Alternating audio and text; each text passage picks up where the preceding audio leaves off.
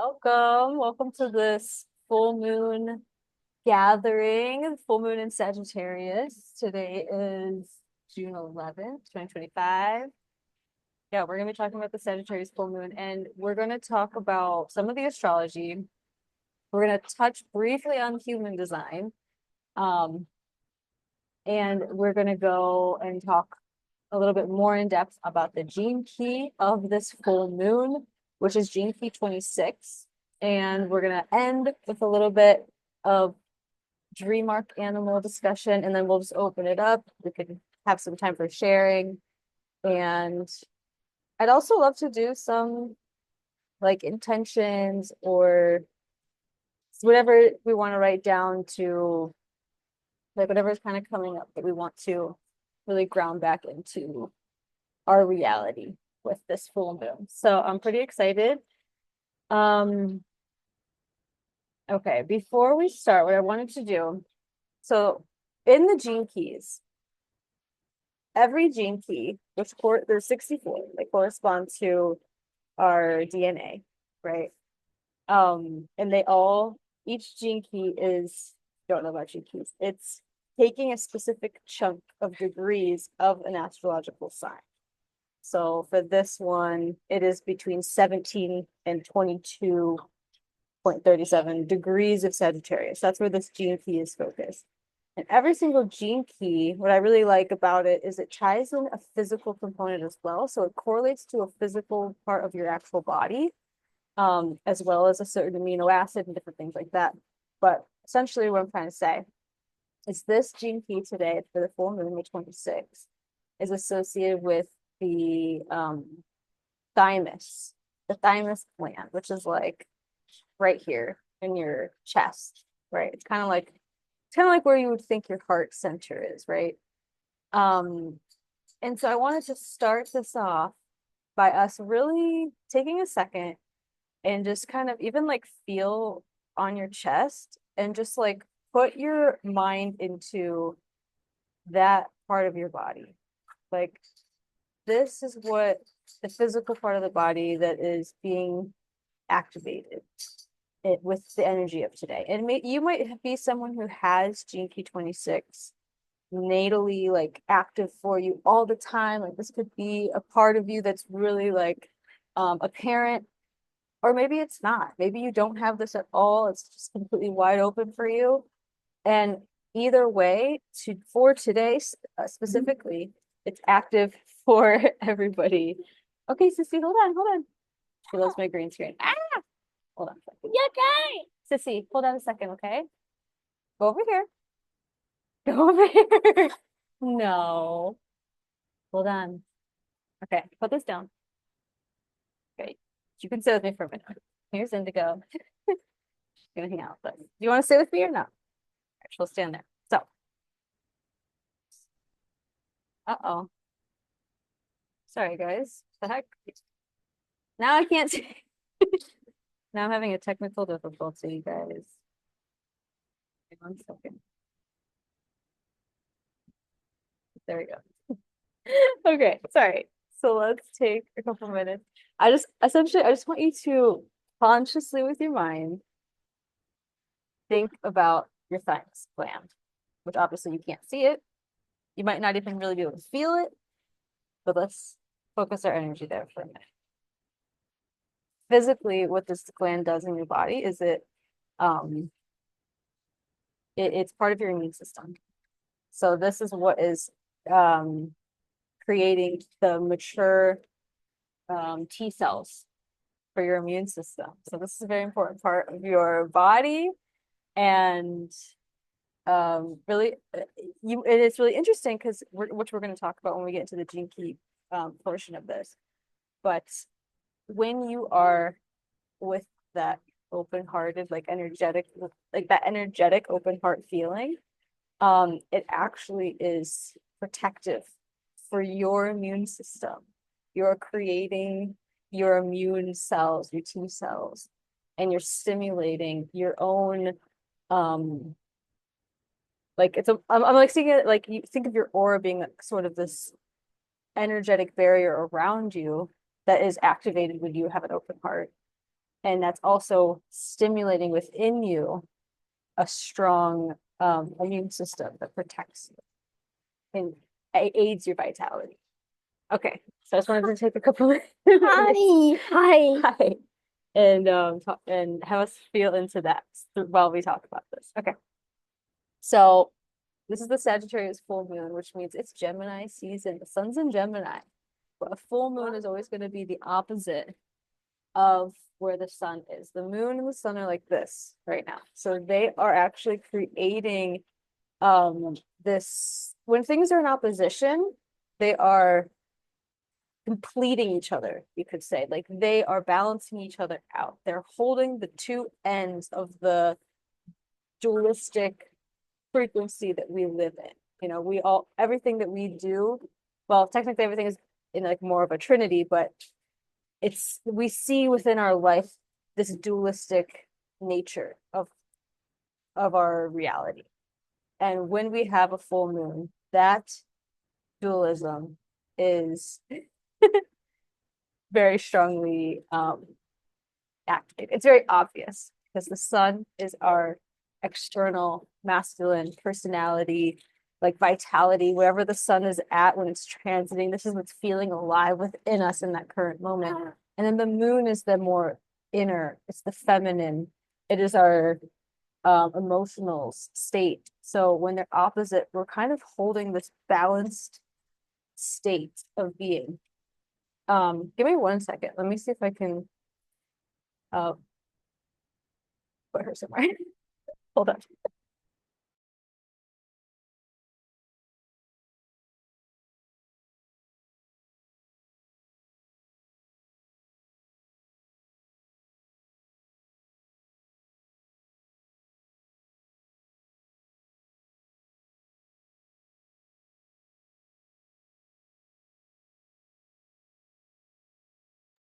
Okay. William's outside, so I got both the kids hanging out. Anyways, so we're in the Sagittarius full moon, and I feel like I probably mentioned this last time too, or other times where we have 12 more or less new moons a year, 12 full moons, give or take, a year. And we have 12 houses in astrology. So every year we're going to have a new moon and a full moon in each of those houses, which represent an area of life. So you are going to benefit most by at least knowing your rising sign. You can find out what house you have Sagittarius. This is the area of life where you are bringing this, you're closing and opening a cycle, you could say. There's an emotional full circle moment that's happening in that area of life for you. So we can look at that at the end when we go around and we can share what our rising sign is, and I can tell you like what specific area of life this is happening for. What is that, Frida? Hey, Frida. So with Sagittarius, with Gemini, let's actually start with that. Gemini is very quick. It's adaptable, changeable. It's very in touch with the conscious mind and how you think about things and learning things and applying new things and talking to people and communication. And Sagittarius, on the opposite end of that, is more of like a sage type energy. It's more of this next level of thinking, more philosophical. It's understanding these deeper, profound, maybe a little bit more out there, expanded ways of being and thinking. And it's also less about your own, what you have going on, and maybe even people close to you have going on, and more about what people that are not close to you, what people that are different than you, what cultures that are all the way over there, like what are they doing? Why are they doing it? Asking these deeper questions and gaining deeper knowledge and insight from a broader perspective. So Sagittarius, everything is broad. Everything is like trying to understand things that might be difficult to understand. It's opening your mind in a really, really deep way, and taking in a lot of knowledge and information from people that are very different than you. So it's again, so that's like this sage type energy when we're dealing with Sagittarius. in general. Um, so this is the balancing act that's happening. It's sort of mental, you could say.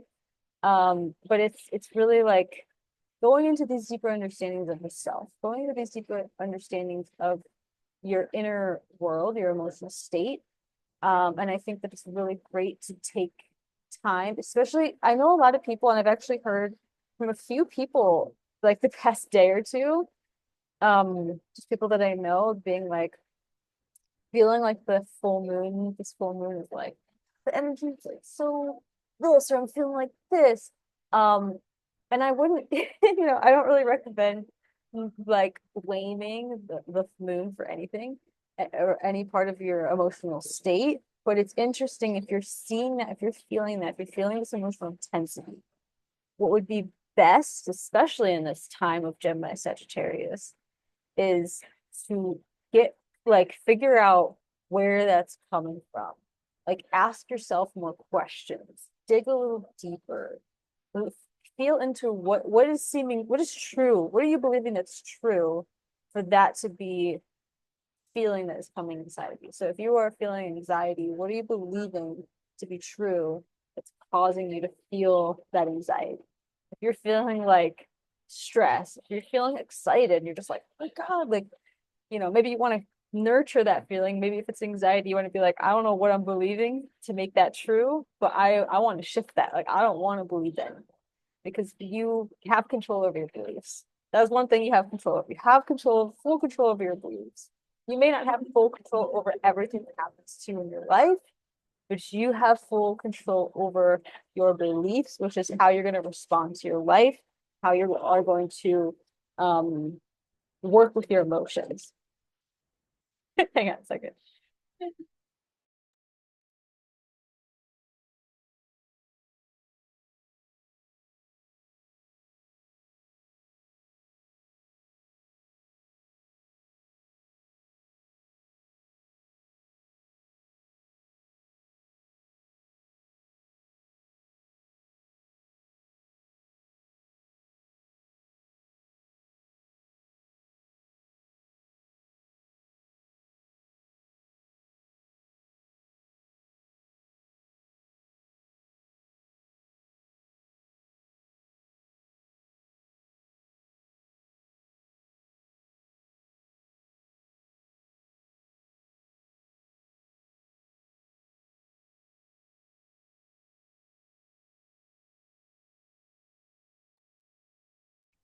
Give me 1 second. I'm just gonna message William and see if he can help me really quick. Um, sorry guys.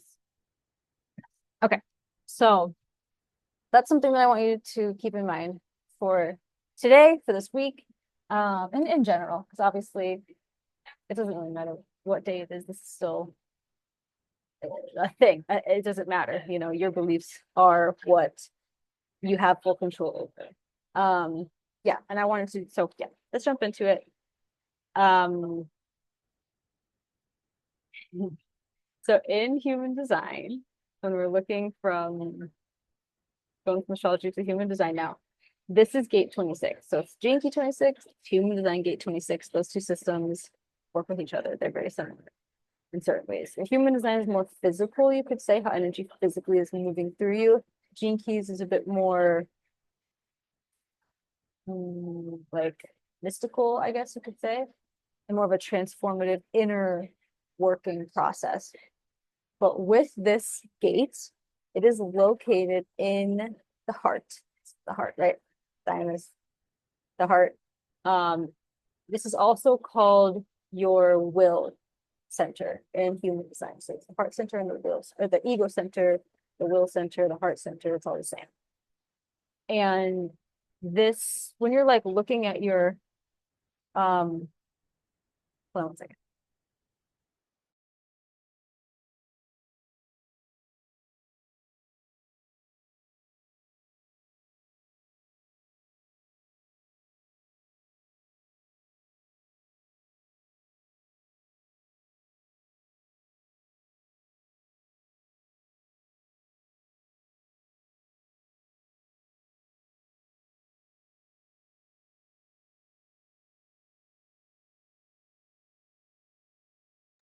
Sorry.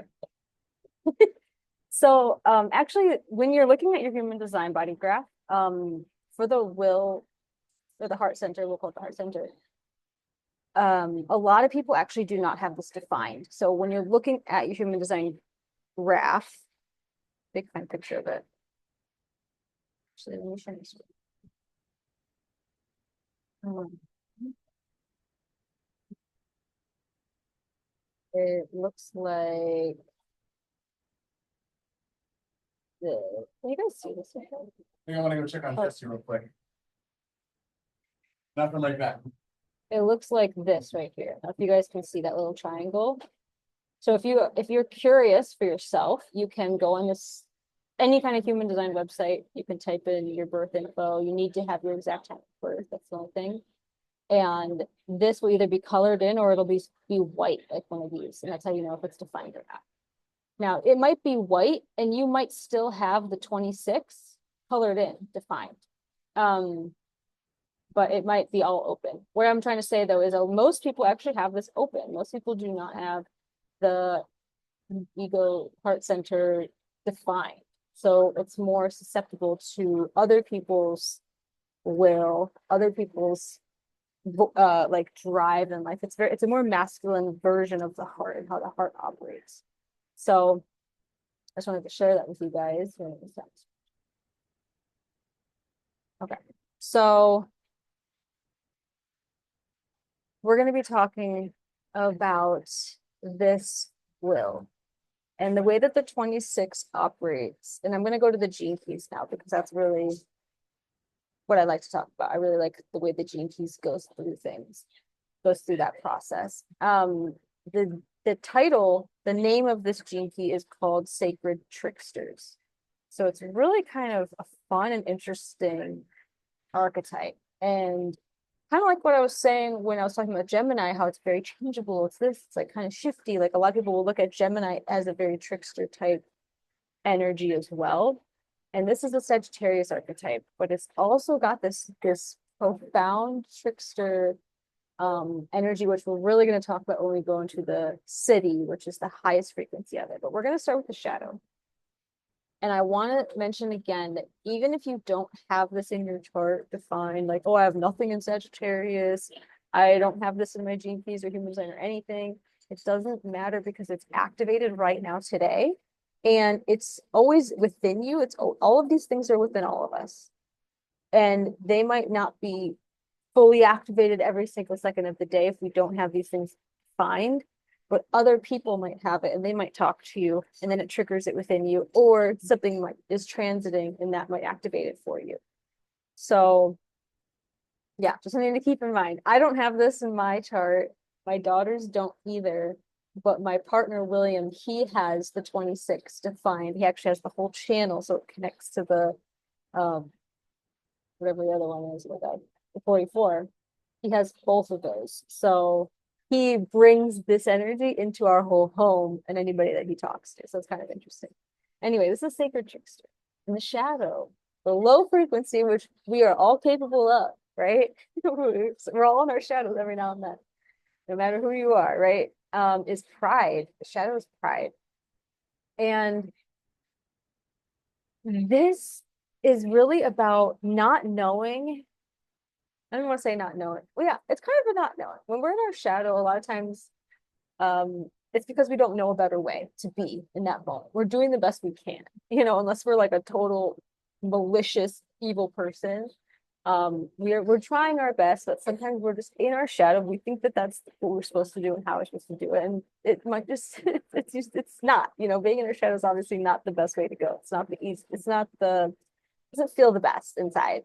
But this pride is about feeling like you have to force your way in life. You have to make things happen. Nothing will happen unless I force it and make it happen. I'm going to go out there and I'm going to work, and I'm going to get to the very top. And if anyone gets in my way, like I'm going to freaking shove them down because I'm getting there. And that might happen in ways where you're not even trying to do that, but you're still doing that, if this is activating for you. Actually, it's funny. I'm just thinking about that now. It's like when I went to school, I went to college for pre-pharmacy, long story, but whatever. I thought like I was like, I'm gonna be a pharmacist and change it from the inside and do all this stuff. And I was in class and I didn't realize that this is like a very competitive field. And even in my pre-pharmacy, like pharmacology classes, the other students, which are my peers, they're like, they just want to be number one, and they're gonna like, basically they would fuck up over anybody if they had to be the top of the class. And I was like, this is insane. These people are crazy. But that might be happening. I don't think it's because people are mean and malicious, like mean-spirited or evil. But if you feel like you have to do something a certain way to get to the top, then that's what you're gonna do with this shadow. Because it's all about knowing that I want something to happen in my life. And if I don't force it, if I don't use my will to power through and get what I want, it's never gonna happen. And then your biggest fear is just that you did like are perceived as just like a loser, basically. And so you're gonna do whatever it takes to make sure that that doesn't happen, right? And then think about what that life looks like for someone who lives in the shadow of pride, in this sense. They end up, because remember, we're also relating this back to the thymus, which relates to our immune system. It's gonna deteriorate your health. You're not gonna be living this long, happy, amazing life. Like this leads to premature aging. It leads to literal health decline. It leads to this stress response in the body that is detrimental. So it's not just emotional what we're dealing with when we're looking at this shadow or really any emotion. It's never just emotional. It's always going to come back and eventually physically represent itself in your life. So something else I wanted to mention when we're talking about the 26, and all of the gene keys, there's like certain ones that come together and form these different codon rings. And the codon rings are like related to different amino acids in the body. So they have sort of a spiritual and physical purpose, depending on like what it's for. So this specific one, the 26, is part of the codon ring of light. And it's one of four gene keys, part of this codon ring. And it has to literally do with how light is coming into your body and being utilized. So this is one of those keys that is associated with the light coming in, which I found really cool and really beautiful and fascinating. And when it comes to the 26 specifically, and to be quite honest, like it hasn't fully hit for me like what this means exactly. I'm still kind of like integrating it, you know what I mean? Like sometimes I'll hear information, I'll be learning something, and sometimes it hits right away and I get it. Sometimes it's like I don't really get fully what this is trying to say. So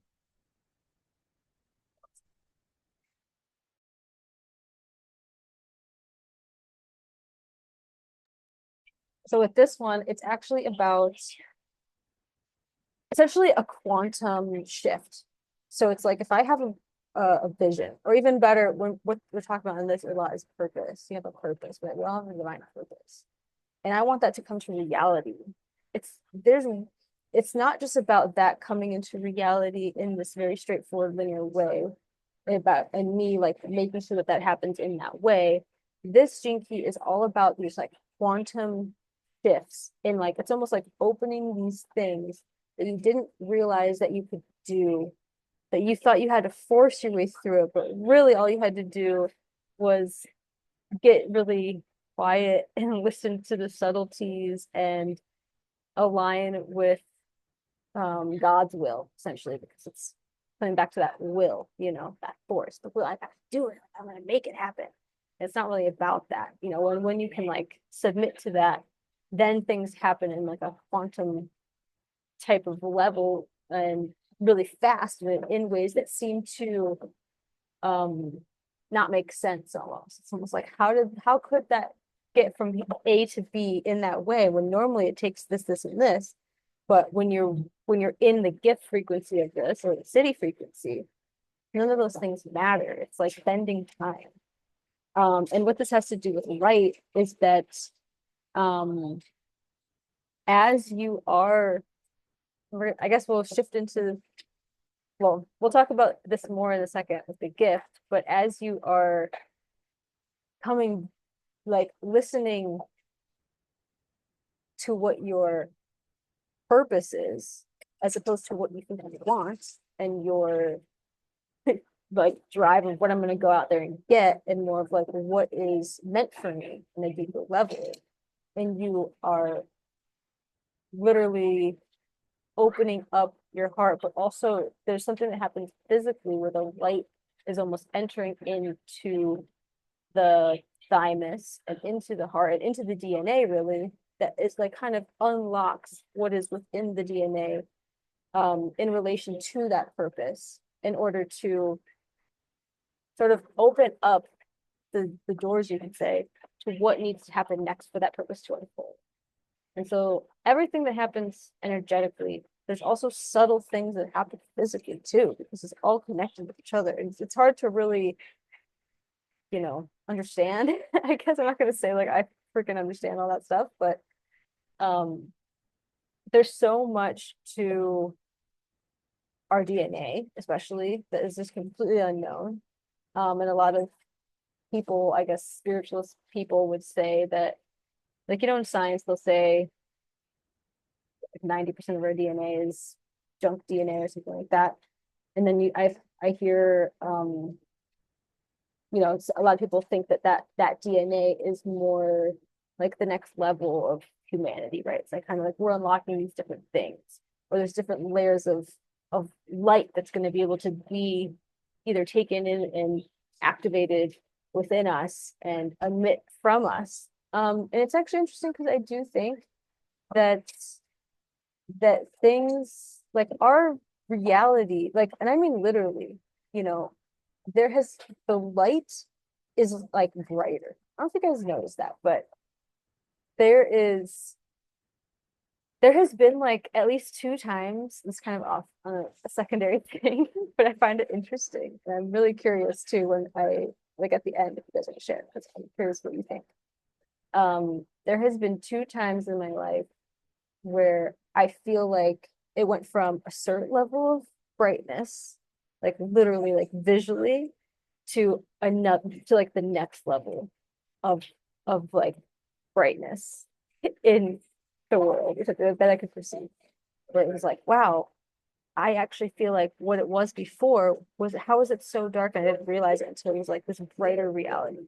And now I'm just in that reality and then going through life. Like I remember that happening once at like probably 4 years old, where I was just looked around and it was like went from almost like a dark room. It literally was like so dark comparatively to like, wow, I can actually see stuff. Wow, that's crazy. Why is it so why is it so much brighter?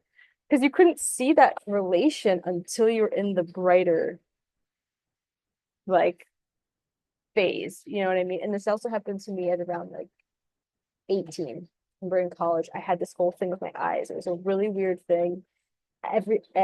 For like 3 or 4 days, my eyes, everything was so bright to me. I couldn't even read. Like I was in college, I could not read my textbooks. Like I couldn't look at anything because it was so bright, and my eyes were adjusting to this. I don't know, this new like light, like a physical way. It was very interesting. But that's kind of what this codon ring reminds me of, is this thing happening. It is physically happening. And I don't know if you guys know Bashar. He's like there's like he's an entity that gets channeled by Daryl Anka and has been since the 80s. And it's interesting something he says, that if you talk to someone like 100 years ago, face to face, they would see like a light aura, like light emanating. You'd look like you're glowing to them because that's the difference of the light frequency that we're starting to embody now, and it's just increasing. That's just the nature of reality, I guess. Like these things are just going to increase as we evolve and as our physical bodies evolve and our um energetic spiritual bodies, etheric bodies and stuff evolve. Be able to hold more light and live through that and have that unlock different things within us that have been dormant. So this is part of that, is what I'm trying to say. So I'm going to talk about two parts of the shadow. Every shadow frequency has a repressed nature and a reactive nature. In the repressed nature of pride, it's manipulation. And it's not necessarily, it's not outward manipulation. A lot of times it's so subtle. And it's kind of like what I was talking about with my peers in pharmacology class. They're not trying to be manipulative. They're not trying to make you feel stupid or whatever, but they in their mind, it's like if I need to be number one, then no one else can be number one. So I'm gonna use guilt, shame. I'm gonna make like make you feel a certain way or do things in a certain way to get a certain reaction, to get a certain result that I need to have. Striving for this thing, I need it. My pride needs it. My ego needs it. It's that type of manipulation. It's very subtle. And in that subtlety, also, when you're in this frequency of the 26, it can be hard to recognize that that's what you're doing because it's so subconscious. And what they say in the Gene Keys book, a quote, is that pride rooted in fear always leads to manipulation. So, okay, and the reactive nature is being boastful, which is but this is the obvious thing we think of when we think of pride. You know, you're talking about you're showing off all these things. And the 26 loves attention. The 26 loves to be seen. And in the shadow, obviously, you're not going to be seen for the things you want to be seen for. You're going to be seen by people that probably don't like you. They don't like what you're doing, or they're jealous, or they're, you know, you're kind of bringing that out in other people. You're attracting the wrong kind of attention when you're boastful. You know, that type of pride in that way. You're gonna draw people and attention to you that is not beneficial for your mission, right? Because it all comes back to your mission. I'm gonna go to the gift now, and this is the gift of artfulness, which sounds really cool, right? I like the sound of that. Artfulness. And this is they were saying in the Gene Keys that this is the difference between will and intention. And it's about kind of like what I was saying before. It's this thing that you can't force your purpose. You can't just use your will and make something happen. You cannot make like life bend to your will. You know, that there's only a certain level you can take that before it becomes detrimental to not only yourself, but people around you. You know, because you're gonna eventually impede on somebody else's life as well if you're doing that. So this is about surrendering your individual will and um tuning into the divine will, like the real purpose for your life, which is truly what you should be wanting to see fulfilled. Because remember, in pride, it was like wanting to see what you want fulfilled to the point where you're going to do whatever it takes to get it.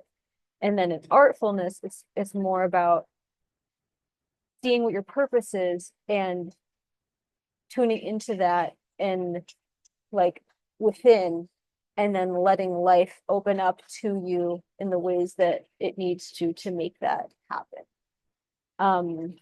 And what they mentioned a lot is it's about your attitude, right? Because I mean, it's about like how you are choosing to go through your life.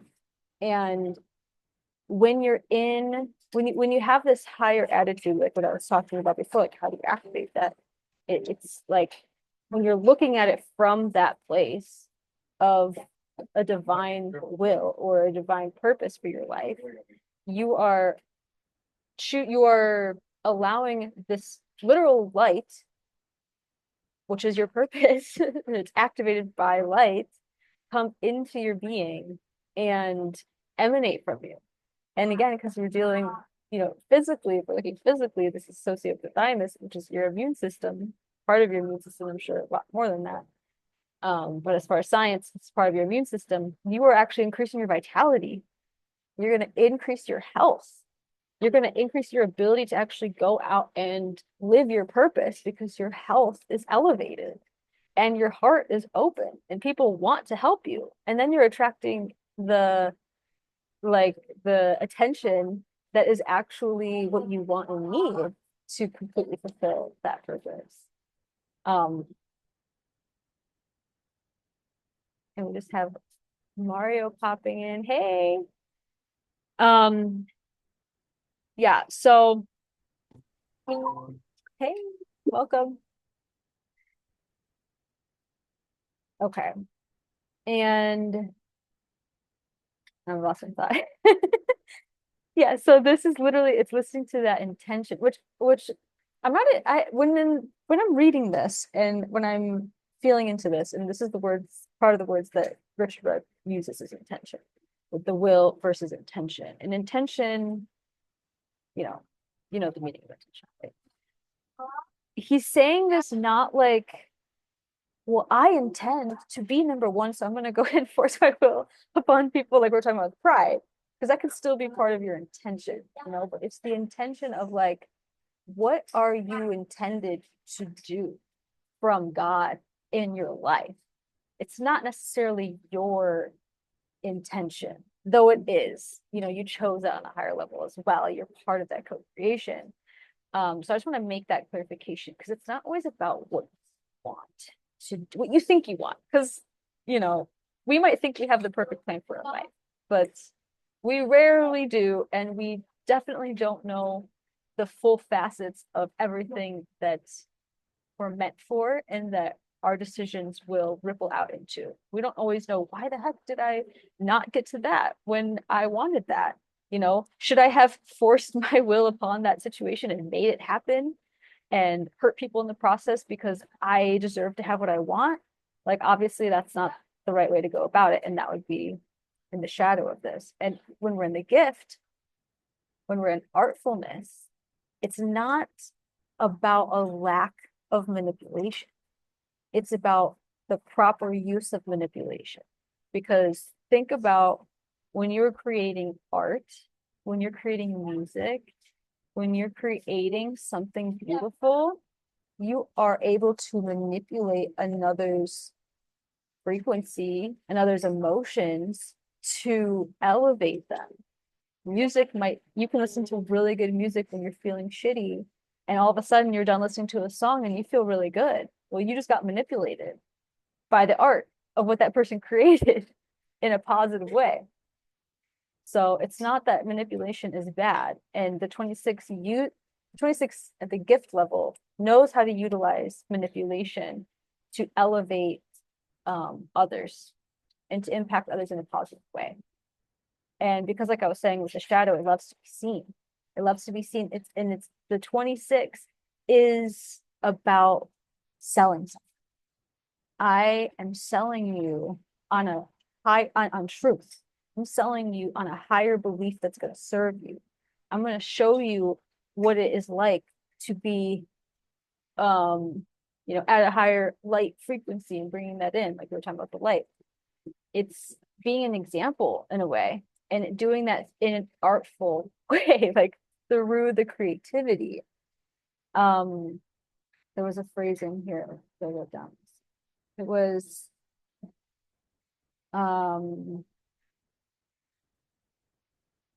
maybe that was, I make sure. Yeah. Oh yeah. Okay. Yeah. So it's using pride creatively. Using pride creatively. The 26th gift is not about destroying the ego. And it's really never about that. We can't really destroy the ego. We have an ego for a reason. It's not about that. It's about accepting the ego, appreciating it, and using it at the right time in the right ways to evolve our life and to help others and to live our purpose. So it's never about rejection of parts of the self, ever. it's always about bringing the self together more and creating more integration.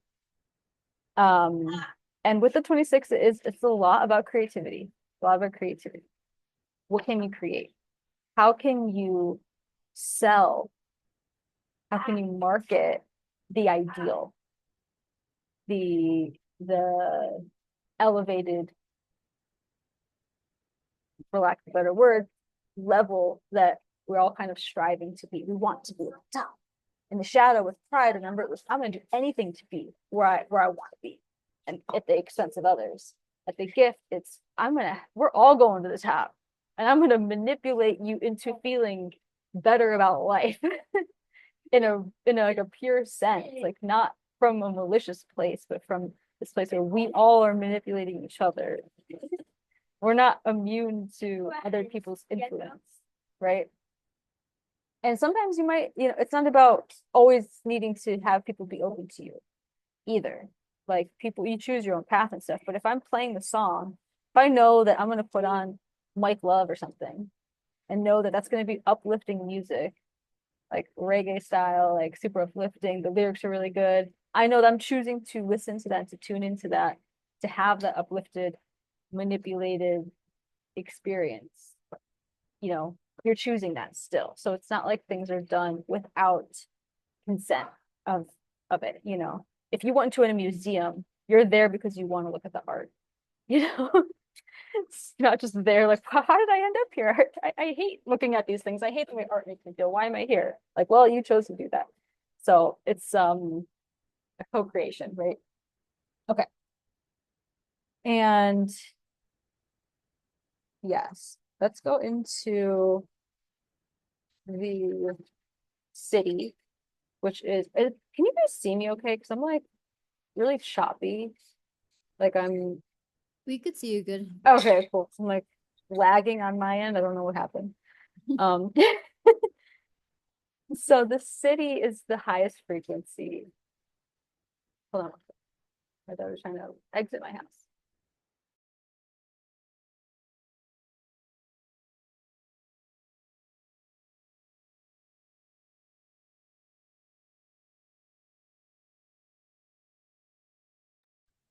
So the city is the highest frequency of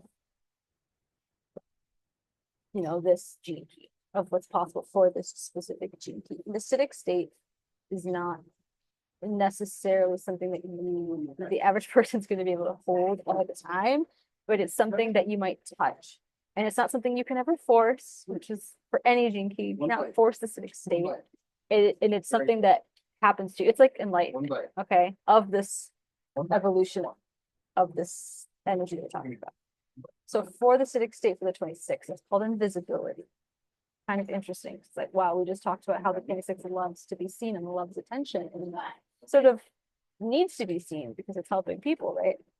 But it's about invisibility because it's dissolving all sense of individual will. You're not an individual. You are back in the oneness of everything. You're part of everything now. And there was a way that he described it in the book. It's like you are now becoming it's about the play of the waves of existence upon the ocean. And so it's sort of like if you look at the ocean as being the energy that we all exist within. And if you look at being an individual and your individual will, it's like you feel separate from that, right? Well, if it's about the play of the waves upon the ocean, it's never separate from the ocean. And it's here and then it's gone. And it's here and then it's gone. It's over here and it's over here and it's over here. So it's not really anywhere, but it's everywhere. And that's what it's about. It's invisible because you can never pinpoint it. You can never put it down. You can never fully grasp it. It's just always in another spot. It's always out of reach. But it's also everything and it's everywhere. And so at this level, it's all about fun and play. And this is the trickster level. This is the trickster. It's okay, sis. This is like if this was to relate to a god or an archetype, it would be the trickster gods, trickster archetypes. And it's interesting too, because remember, we're talking about Sagittarius. Sagittarius, like I said in the beginning, is a sage type energy. So with this particular part of Sagittarius, if you were, say you were in a myth, you're in a story, and you're meeting this character that represents the city of this gene key, and they're like your sage and your teacher, they would be like the Cheshire Cat or something. They would be like Merlin, right? They would be a trickster. And they would think it's all hilarious. Nothing needs to be serious because they understand that it's all a big game, right? And we're all playing these personalities and our egos are feeling all these things. Oh, I don't want to, hurt this person or hurt myself or have this feeling hurt, or have this like this. But it's just like none of that really matters at that level. And it's quantum. And actually, Cheshire Cat is really a funny one because it's like he's there and then he's invisible and he's laughing and he's the big face and he's smiling and he's like the moon and then he's like this and it's literally like quantum.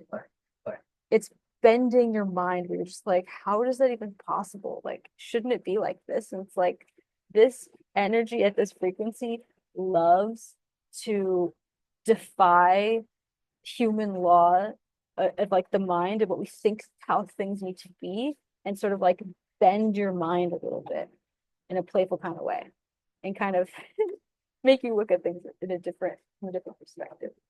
But really it's about at this level dissolving your own individuality and everybody's individuality, coming back to the complete oneness. But yeah, that's at like the highest level of this specific gene key. So yeah. What I want to also talk about really quick, or I guess not really quick, but what I like to talk about at the end of these, I know Mario, welcome.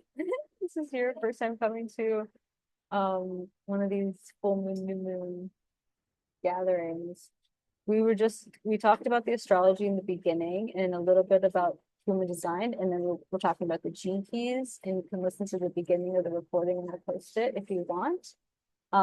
But now I want to shift over and just briefly touch on the dream arc animals because I do find it really grounding and interesting and fun to look at. And this is an offshoot of gene keys. It's a separate thing, but it uses the same, like it's made by, well, it's made by multiple people, but it's an offshoot of the gene keys. And there's an animal to represent the shadow, the gift, and the city of each gene key. So we're going to look at they have like a little message, and I'll read you the message for the shadow, the gift, of the city. And you can kind of listen to it and see if it triggers anything, inspires anything, or if it's helpful in any way for you for this full moon to work with whatever you might be going through at this moment. So let me go ahead and pull it up really quick.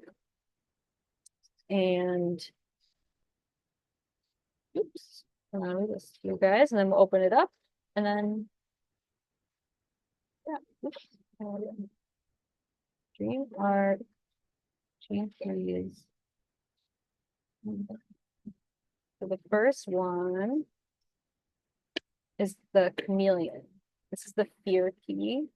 So all of the shadow dream arc animals are either reptiles or insects. So for the shadow of pride, the dream arc animal is the chameleon. And of course, it's one of the tricksters. So they're all in categories. This is one of the tricksters, and it's the fear of being seen. And I'm going to read you the guidance with it, okay? So just close your eyes and listen. So it says, I am chameleon. Legendary am I. I come to bring you an advanced teaching. To let go of your need for the other to see you. When contemplated in depth, this teaching will empty you out of all ego. The nature of love is to give of itself without need or expectation of return. Of course, it is your human nature to wish for love to be returned, but this wish is also ill-founded. All is returned. It is just a matter of seeing more deeply. I come to help you see things more clearly. The most magical ones are the most hidden. It has always been this way. But there may even be a secret pride in being one of the hidden, so this must also be rooted out. As a sacred trickster, I come to the advanced ones. I come to deal a sharp blow to your spiritual pride, that you may be special. You may be special, but when compared with all other creatures, are you any more special than a single one? I think not. What does it truly mean to become invisible? I will tell you, it means that your heart burns so brightly that the light of your countenance is so vast that it dazzles all others, making you invisible. This is the invisibility of the highest. From this selfless love, you may serve others, and you will find your invisibility a great advantage. Without the need for recognition, you can give even more powerfully. Recognition is also not to be avoided or shunned as though it were beyond you. That too can be a subtle ego. You see how wily the chameleon can be, how wily the chameleon can be. Wherever your pride tries to hide, I will find it. Use my vision, then to see through some of your subtlest tricks of vanity. You also deserve recognition, and when it comes, embrace it and love it, but not too much. Success so often leads to downfall in your world. Keep to the ordinary, stay in the background when you can, but do not hide your light. These are the paradoxes of my teachings. Remember this always. You are here to shine, shine, shine. Okay, so that was for the shadow. And then the gift of artfulness, the animal is the fox. So for the gift of all the gene keys, the dream arc animal is always a mammal for the gift. And this is the life key, and it's called sacred artfulness. And this is also one of the tricksters, fox. I'm gonna read your guidance for that one. I am fox. Desert fox, snow fox, forest fox, urban fox. Ambiguous I am, adaptable, changeable, malleable, paradoxical I am. That which you hold sacred, I will return it in a great crash in the middle of the night. That which you hold vile or evil, I will set it upon an altar and show you how precious it is. Whichever way you see things, I will set it on its side. Oh, you had better beware if I had stepped into your circle.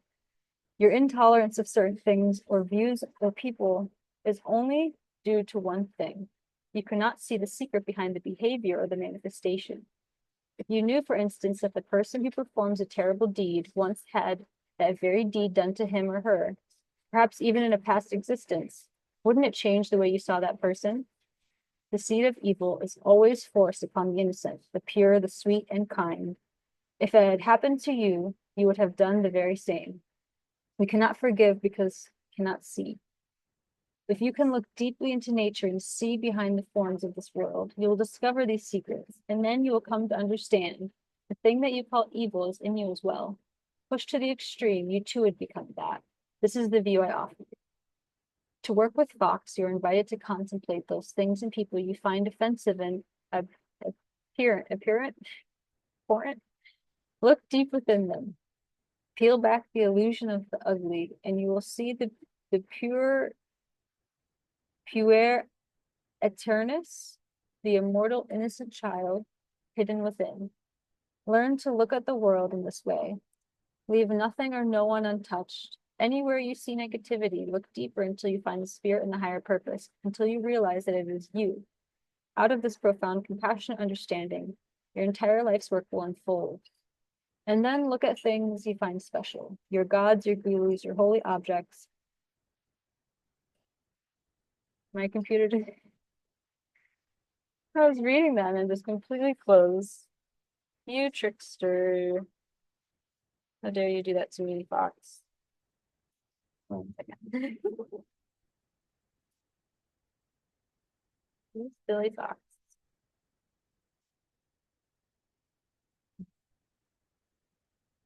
Your gods, your gurus, your holy objects and places, Are they any more worthy than the lowest of the low? Is not the holiest place the one where you find the greatest disease, taste, and suffering? Go to such places internally and perhaps even externally. Meditate there. Offer sacred ablutions in such places where spirit has forgotten. In supermarkets, in slums, and toilets, and petrol stations. Offer kindness to the dejected. Look at life with new eyes. Allow yourself to be utterly transformed. Turn your life upon its head. And then and only then, may you count yourself a clan member of the Fox clan. Welcome to our world. And the last but not least, we have for the city. All the animals for the city are always birds.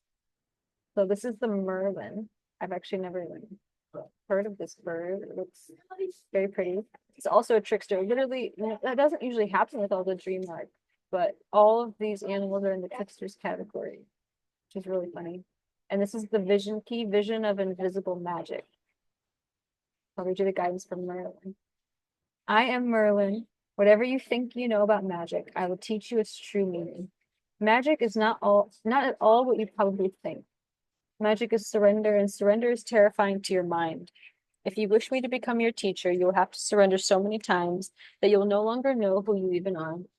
Only then, when you are empty of all preconceived ideas and personal desires, only then can you be taught.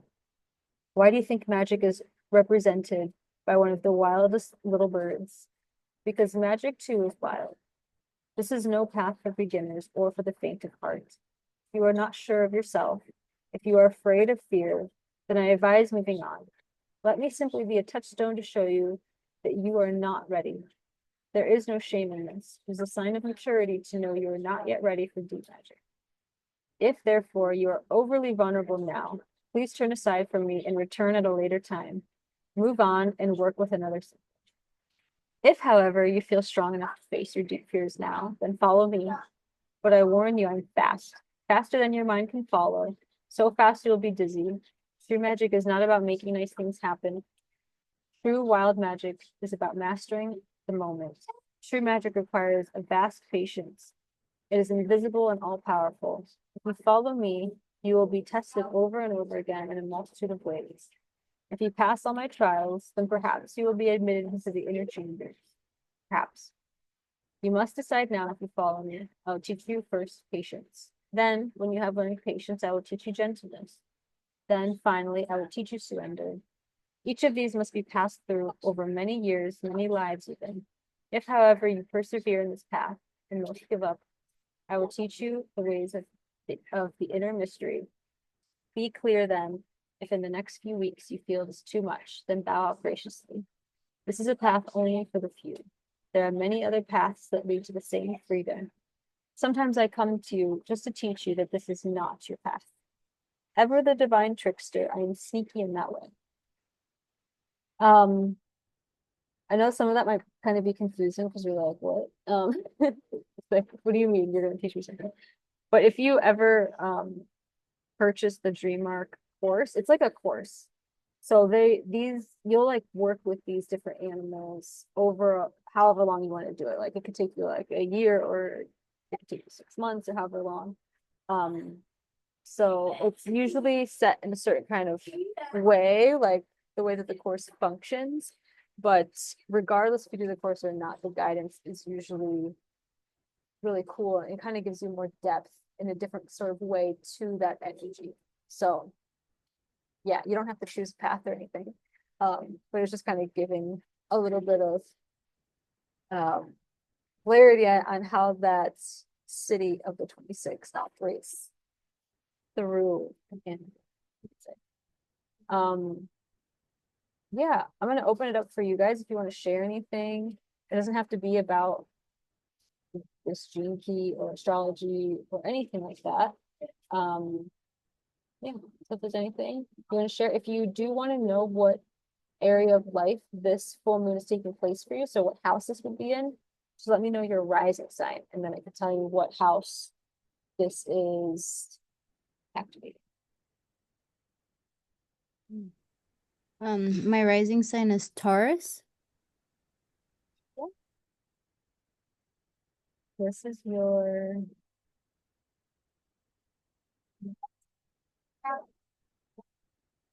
Taurus, Gemini to eighth house.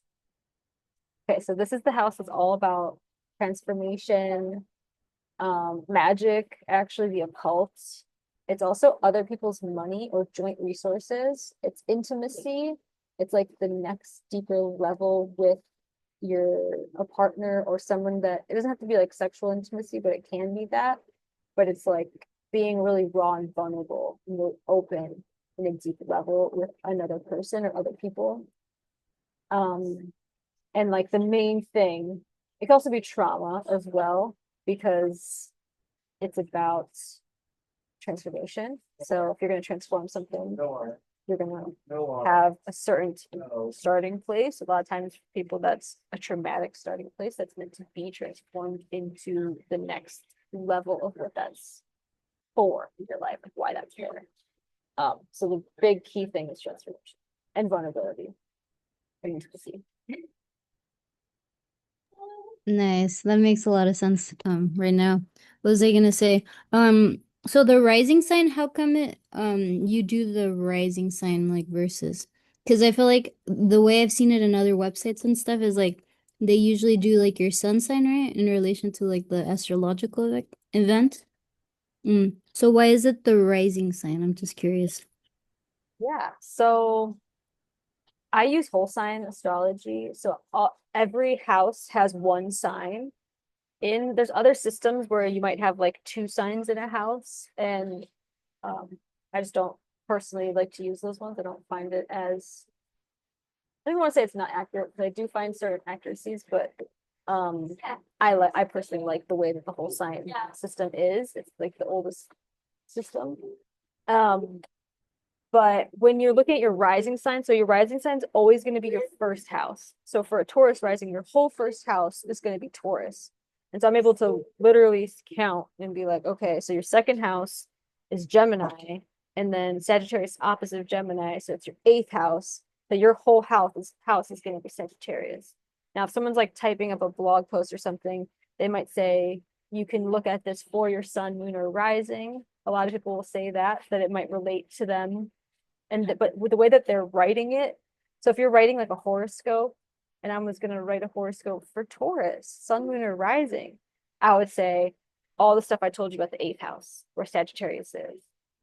I personally don't know. I think they only use sun, moon, or rising because some people don't know their exact time of birth. They might not know their rising sign. So if the blog or whatever it is wants people to click on it and read it, and people are like, well, I don't know my rising sign, I have no idea how to figure that out, they're not going to necessarily read it as much as someone's like, oh, I know I'm a Taurus sun, so I'm gonna read that.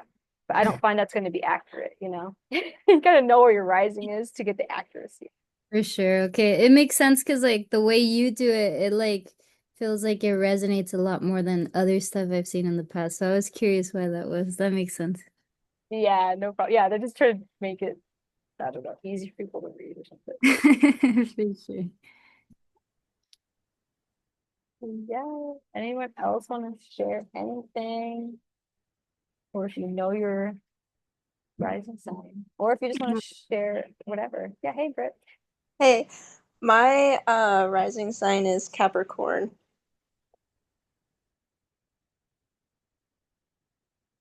Oh, okay. So it's my brain. I'm like looking at this before Capricorn. So obviously it's your 12th house. Okay. So this energy is like it's about retreating within. Like this is like very subconscious, it's very spiritual, it's very inward. You might be feeling like you need to process through some emotions by yourself. Like it's more secluded, it's more private. There can also be things come up with dreams a lot when we're dealing with the 12th house and um things that have to do with mental health or even like invisible things. So like illnesses or things that not that I don't want to say like, oh, you're gonna get sick or something, but there's unseen forces that become more apparent when we're dealing with the 12th house. They kind of start to show up in certain ways. So it could just be thoughts or patterns that have been super subconscious that are kind of coming up, that are being noticed. But overall, the 12th house is very spiritual. It deals with spirit realm. It deals with the subconscious, and dreams, and it's a really good time, I would say, to focus on being inward, meditating, spending time alone, even if it's just like going for a drive. Like obviously you're a mom, so maybe you can't be perfectly alone, but if you're like take a drive or something with your daughter, or do something where you might get time to have a little bit of silence or some space from other people's aura that can be impacting you, to kind of get your own inner clarity and feel your own emotions. Probably be good. Which is so ironic given what I'm going through right now. Oh no. I'm like, yes, girl, yes. But yeah, no. And when you're talking about the dreams, it's funny because like I feel like I have the most spiritual, like, I don't know if you want to call it awakening, but um I don't know, phenomenon, I guess it would be, when I'm dreaming. Like, and if I'm in a deep meditative state where I'm like kind of in a dreamland, but still conscious enough to know what's going on, I have like visions that will come through and it will like almost portray what could happen to somebody else or to me or somebody I have no idea who they are. I'm like, does this like revolve around you? I don't know, but um it's yeah, it's so wild. And I was like, why is this such a thing? Like it's so dominant, I feel like sometimes. I'm like, wow, okay. So that makes a lot of sense. Are you talking like this is how you feel all the time, or just like this past few days? I mean, it comes and goes, like it goes, I mean, it comes in more than it goes, but especially in a deep meditative state, which I've tried to be more in lately just because I Yeah. need it. Um, yeah. Uh, Yeah, dude. I'm so curious. We have to get together so I can look at your charts. I'm super yeah. curious like what else there is too, because I and I'm just like realizing this too. I'm kind of like, what a brain fart, because I'm also Capricorn rising. So that shouldn't have taken me that long to figure out. It's good. We are But very similar though because we're also manifesting generators oh too. yeah. Yeah, I really want to look at your chart, and I want to look at your human design too. I feel like I relate a lot to what you're saying. And I know that in my human design, my dominant sense is inner vision. And I really see that in my life, like just like what you're saying, where like I'll just see certain things or scenarios, or in my dreams, I'll have like all these elaborate things that will play out. And it's more like an inner vision thing than like an external sight, you know what I mean? Yeah. And also it's, you know, even though this moon is in Sagittarius and it's being activated, I don't know what other planets you have in Sagittarius, if you have any or not, but you have Sagittarius in the 12th house specifically. And so no matter what, your 12th house, which is deals with the spirituality and the dreams and all that stuff, is expanded, because Sagittarius is like that explorer, it's that visionary, it's like that energy is your 12th house, is how you spiritually connect. Right. So it kind of makes sense too, like Yeah. that sage, like explorer, just like, I don't know, the person that would go across the world and see new lands and all these things. Like that's very Sagittarius, and that's happening in your spiritual area of your life all the time, no matter what's in there, because that's what rules your 12th house. So that could be it. Just anyways, just in general, but I'd be really curious to see what else you have going on. That's interesting that you're talking about like seeing new land and stuff because I've been contemplating, I kid you not, doing the whole van life thing. Yeah, dude, But, that like would be there's so fun. many synchronicities that you said today that I'm just like, oh my gosh, like That would be so fun and that would feel so good and adventurous. Right. And I actually feel you because now knowing that you're a Capricorn rising and I'm a Capricorn rising, and like I know in myself because like we have our well, we could talk about it more, but it's like we have Yeah. our Aries fourth house, all these planets just went into Aries, which has to do with the home. So it's like you're getting all these new things of like, how do I want to live? Where do I want to live? Should I do this Yep. new thing and this new thing? And so it's all, there's so much at play. All makes sense. And I find that really cool and very exciting. And I know that you are going to find the perfect situation that feel it's going to feel so good. And it's kind of like there's a lot of beginning energy this year for everybody. All these planets shifting, like no matter who you are, it's going to happen in different different, areas of life. So one of those for you, for any Capricorn rising watching this, is in the fourth house, in the home. There's a really big shift that's happening, that's starting this year, that's going to continue for 14 years. So Oh, wow. That's wild. yeah, it's there's so much, but we should definitely talk about that. Yeah, definitely. Okay. And Mario, if you want to share anything, I know you hopped in a little bit later. Hopefully things made sense.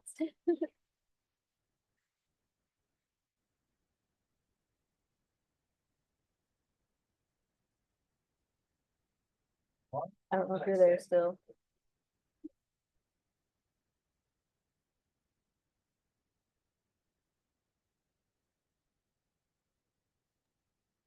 My microphone on? Hello? I can hear you now. Oh, it's because I couldn't figure out how to take off the unmute. No But problem.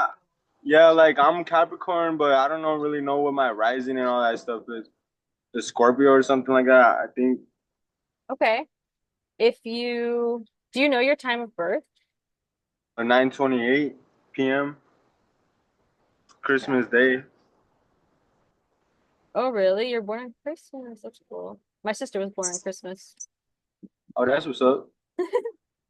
Do you know what the best presents is? The presents? Like, like a present, you know what I mean? Like a gift? Yeah, I I don't know. presents. Oh, Like sharing present? presents with people. Yeah, that's cool. I wouldn't know. I don't know. I'm kind of I don't know. I'm weird.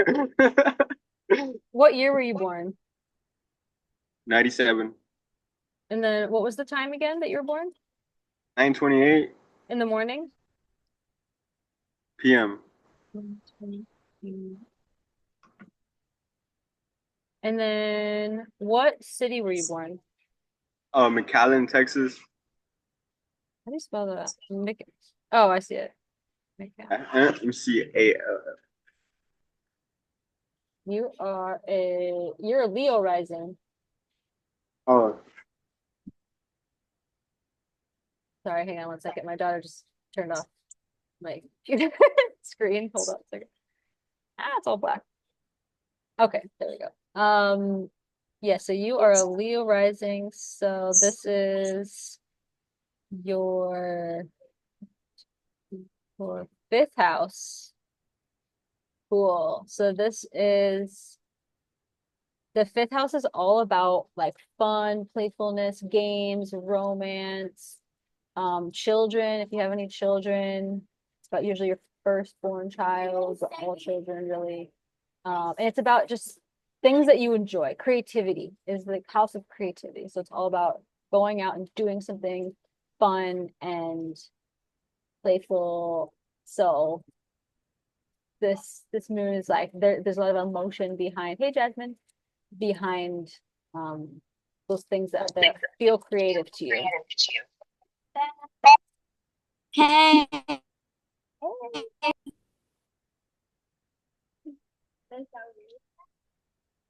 Does that make sense for you at all?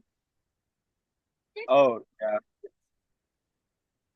Cool. So this is a good few days to really tap into that and do something fun. Like, I know you're a Capricorn, so you can be a little serious sometimes. Yeah, I'm always busy. I'm always like focused on money, making money, paying bills, and it's just like whoa, what's going on? Like sometimes I do kind of like try to do things like fun, but like I just play like video games or I'm making beats like so I can make a new song. I like to Perfect. draw. I like to draw. I like to do a lot of tattoos and stuff. Like I like to get inked up and shit. So I don't know.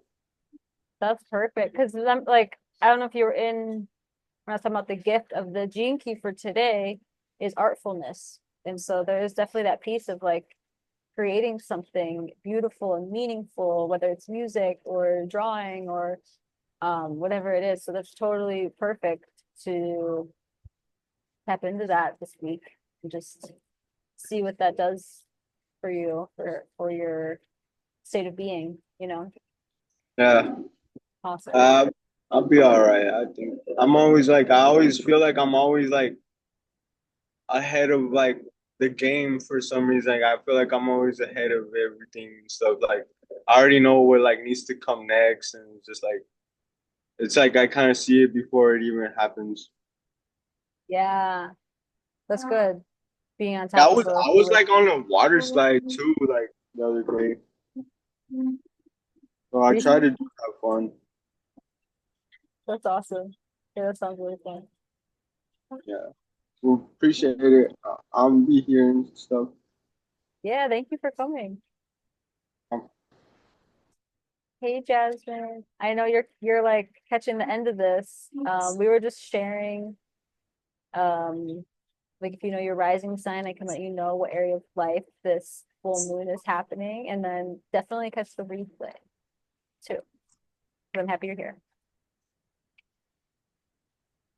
I mean, Get away. Jasmine, are you there? Hello? Hi. Hey, were you talking to me? Yeah. Hey, what's going on? I was just saying, My service comes out like oh really? sometimes. I don't know. Can you hear me? I can hear you. Yes, I was just saying, thanks for being Hello? here. Can you hear me? Oh my gosh, my service sucks. That's okay. No worries. Okay, Nicole? I can hear you. Uh-oh.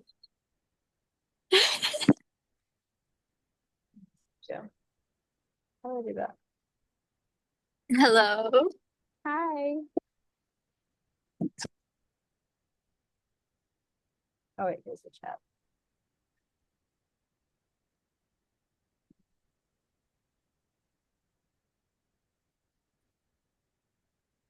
Message you.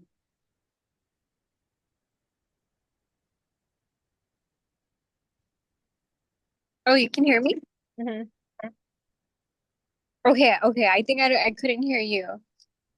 Can you hear me at all now or no? Yeah, I can hear you now. Oh my gosh, sorry. I'm just living off the internet right now. That's okay. Yeah, no worries. We're just ending now. Catch the replay for sure. And then if you want to share what you, I forget what your rising sign is, but if you want Oh, to share, I can tell you what area of life that the full moon is. If that shares. okay. I'm a Cancer, I think. Cancer rising. I think I read that somewhere. I'm pretty sure I'm a Cancer rising. But was the full moon tonight? Yes. Oh, okay, okay. So like you're reading like the horoscopes or just I energy? So we talked about the astrology, and then I went and talked a little bit about human design, and then longer about the gene keys, and then I read through the dream arc animals that are associated with this gene key. Yeah, so if you want to, I'll try to get the replay up tonight. Uh, Him? I probably can, and yeah, watch the replay if you want, and yeah, so for you for today, and really it's the full moon is within a few days, so it's not like one day and then it's gone. It's just, it's like a few day time span that the energy is really present. And for you, this is your sixth house. Let me actually check. One, two, yeah. So this is your sixth house. So like something that is, what's that say? Like that's activated, like that's important or whatever is, it's all about routines. And it's about your daily life and being present. Who was saying that? Was it Frida or Britt? Being present in what you're doing in like the mundane everyday. So that is going to be sort of where I guess where you could say your emotional state is It's Jake. I gonna love be my at. life. Gets it on late. Basically, so white. Sticks. That's interesting. Yeah. So I would say like I'm really bad at routines. Like, but I feel like I need it because like I need to like catch up or something. Like I don't know what's up with me. Like I feel like sometimes I feel like, oh my gosh, life is so like just life is just so like mundane, like you say, like it's just so ordinary. And like sometimes I'm like, ugh, I'm so over this. But then I have to be like, you know what, I have to be grateful no matter what. You know what I mean? And I have to be like, you know what? It's okay, you know what I mean? And there has to be like a set schedule for some times for some things, like you know what I mean? Like getting my daughter more into like solid foods and stuff like that too, and like introducing her more to that, you know what I mean? yeah, and like having Sagittarius as your sixth house, it's like leave a lot of, I don't know if that's the right way to word it, but like it's the expansion of those routines and like the everyday life is gonna feel really good. Like to have that freedom and have flexibility and be able to like do different things or think about certain things or have that time for expansion in the everyday is well, go away, R. Move. Is gonna feel really a lot better than being really rigid and I have to do this and this and this every single day. And if I don't, then I'm a loser or I'm bad or whatever, because not everybody needs it to be so, Like if you're in school, you know. yeah, yeah. I don't know So if I guys this, but I dropped out in the 12th grade. really, Yeah. Like I school, don't know. I I didn't like school. I don't know, but like I love information. I love like knowledge. I like, you know, but I yeah, just felt school wasn't really my vibe. You know what I mean? I feel like now things would have been different if I would have really thought things through and stuff, but yeah. back then, it was just like I was just really rebellious and I was like, F this. I hate the way that schools, like regular school is set up. I don't think it's helpful for young people really in like the way that they think it should be. Like they try to make it seem like it is. Yeah. So yeah. But thanks for the advice and stuff, you know. I really take it into consideration because I love this stuff, you know, that I love astrology and crystals and all that stuff. Yes. Yeah, thank you for being here. And I hope it's helpful. You don't have to go out of your way and do anything crazy, but it's nice to just know like this is what is sort of activated, at the moment. Feel that And like I crave exploring. I crave being out there, like outside. Like I don't like being at home all the time. Like I'm not used to this. Like I used to sleep outside. Like I used to camp anywhere and just sleep anywhere. Like and like now I'm like super grounded and I'm like at my home base and I'm like I want to go somewhere. I want to do something. Like that's the energy for me. You know what I mean?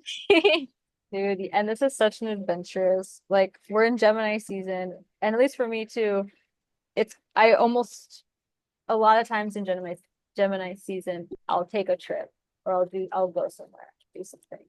So that energy definitely gets really strong with Gemini and Sagittarius because they both are about exploration in a different way. Like Gemini is more immediate exploration with people that they know or like short distance travel kind of things. And Sagittarius is more like vast and broad and out there. So I can definitely understand that there's like that itch to go and do something different, kind of break free a little bit of the same old routine that the way it normally is, which is perfect because that's exactly where it is for you.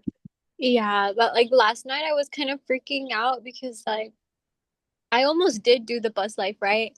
And then like just watching videos last night like of like people at a beach and then boom, just a big ass tsunami hits or like an earthquake and or like just like crazy stuff happening out of the nowhere. Like you're just driving and boof, a brick hits you or something. Like that's just insane to me. I'm just like, wow, life is just so precious. Like we're so lucky to be alive. We're so lucky to be here. Like no matter what circumstance we're in, like we have to just be present and grateful in the moment, right? Yeah, yeah, exactly. That's literally all we can do at any moment. And that's the best thing to do because that's going to open up everything else that makes life enjoyable. Well, so good seeing you, Nicole. Hi, thank you for being here. I can't wait to go to your next meetup. Hopefully it's soon. I'm bummed that I missed yesterday. Yeah, that would be awesome. Yeah. Thank you so much for being here. All right, you guys. Thank you. Enjoy your, like, what day is it? Enjoy your Wednesday. Enjoy the full moon. I will talk to you guys. Oh yeah, before I forget. So on the 17th, there is a Jupiter in Cancer workshop. So this is one of my monthly workshops, the $22 that we are going through for the whole year. And this is one of the planets that's changing signs this year. It actually already shifted into Cancer, but I'll be talking about it on the 17th. And then the Wednesday after that is for the new moon circle in Cancer. And that's where is the new moon. Yeah, it's in Cancer because we had a Gemini one. So that'll be on the 25th, I want to say. And all of these are at 6 o'clock. Yeah, on the 25th. And then also I have Inner Soil, which is a 3-month group immersion, all about going through our inner and outer cycles and really connecting with we'll use some astrology and gene keys, but it's more about like getting out into your actual environment and getting in tune with your own self and the cycle that you're in and flowing with the seasons and doing that in a group setting. There's a lot of really exciting things that is going to be happening in that group, and I would love to have you. It's 3 months long, and that one is $111 per month for the 3 months. And we start on the summer solstice. So the first call is on the 21st at 6 p.m. So if you want to be a part of that, let me know beforehand so I can get you all plugged in. And yeah, that's what I got going on this month. So thank you guys for being here. I'll talk to you all very soon. Is it strawberry full moon tonight, or was that earlier this morning? Yes, that is, well, I guess it depends on where you live. But yeah, essentially yesterday, yes, the strawberry full moon. Yeah, that was so cool. Right. It makes you want to have some strawberries. Just Right. thinking about it. Oh, I wish I had some, but I don't, sadly. Yeah, I wish I did too. Yes. Thank you, Enjoy it. Nicole. You're welcome. Thank you Thank you so guys. much. Happy All right. See you guys. Thanks for the Bye. Zoom. Thank Peace. you. Bye. See you next time. See you.